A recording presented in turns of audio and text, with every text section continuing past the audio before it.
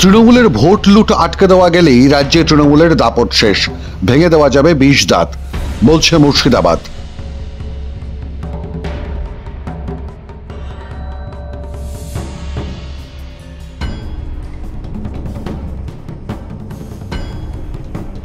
আয়োজনে কোনো ত্রুটি ছিল না।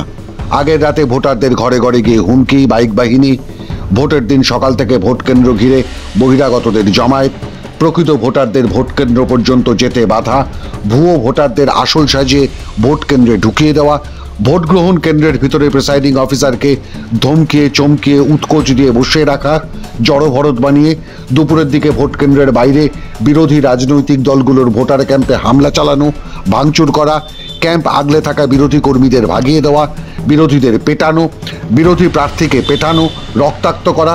তারপরেও নিষ্ক্রিয় পুলিশ, দেখেও দেখে না, শুনেও শোনে না।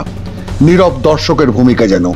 সামান্য কৃষি সমবায়ের ভোট লুঠের কোনো আয়োজনের ফাঁক রাখেনি শাসক তৃণমূল কংগ্রেস, কিন্তু শেষ রক্ষাটার হলো না। আমাদেরকে ভোট দিতে যেতে দিচ্ছে না, আর রাস্তাতেই বলছে স্লিপ দেন, ভোটার কার্ড দেন, দেখি কাকে ভোট দিবেন, এই বলে আমাদেরকে টিএমসির লোকেরা ধরছিল।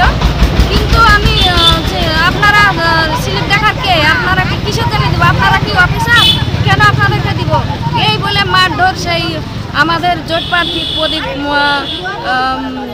কংগ্রেসের প্রার্থী প্রদীপকে মেরে নাক মুখ ফাটিয়ে দিয়েছে। আমাদেরই ছেলে টিএমসির লোকেরা মেরে ফাটালো। ওই যে শাসাচ্ছে, আমাকে বলছে মিডিয়া করবি না, ওই যে আঙুল দেখাচ্ছে, ক্ষমতা থাকলে ঠেকাক, এখানে চলে আসুক। আমি মেয়ে ছেলে, আমি একাই পারবো ওদেরকে ঠেকাতে, ওদের ক্ষমতা।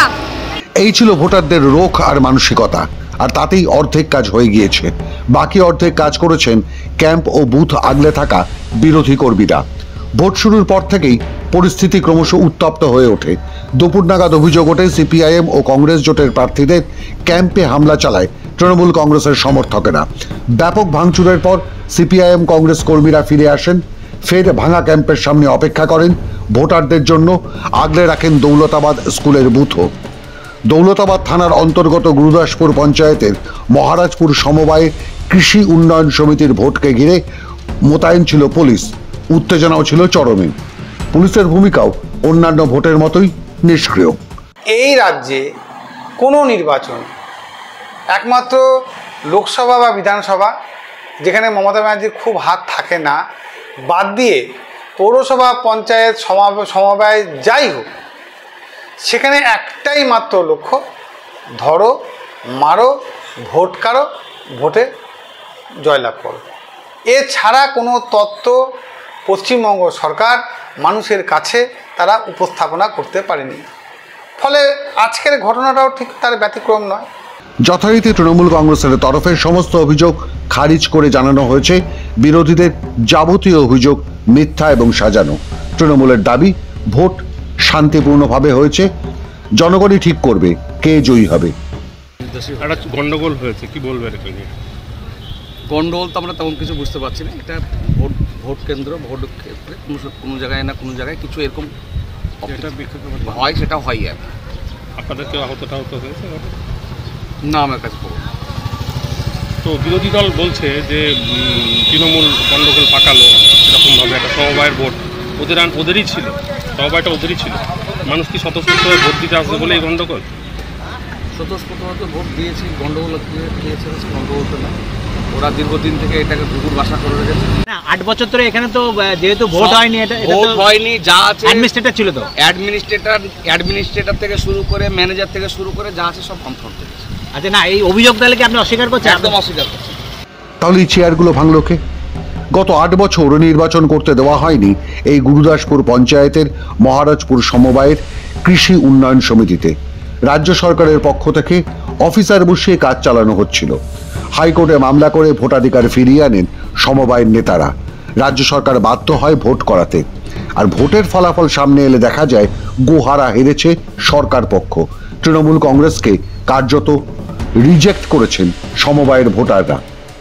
43টা আসনের সমবায়ে তৃণমূলের ভাগ্যে জুটেছে মাত্র 4টি আসন। কংগ্রেস পেয়েছে 14 আর সিপিআইএম 25।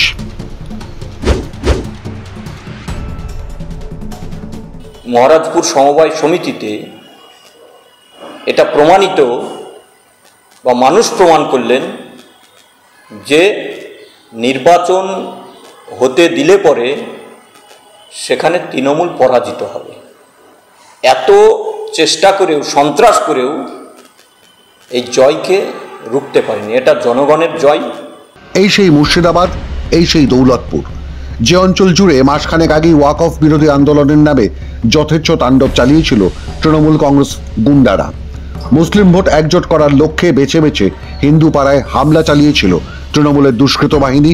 সহযোগী ছিল ইমাম মোয়াজ্জেমদের সংগঠন, যারা রাজ্য সরকারের ভাতা পায় নিয়মিত।